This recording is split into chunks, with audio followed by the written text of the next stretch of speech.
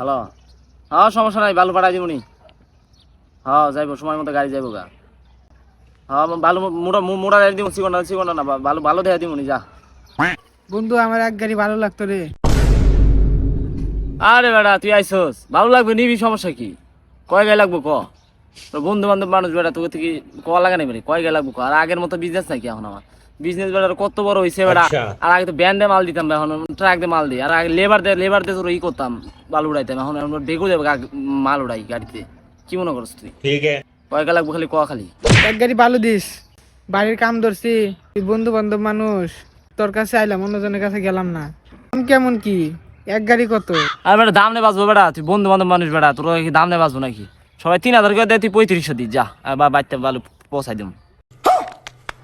আরে বেটা, টিয়া দিম 2000, দিলে দিবি, না দিলে নাই।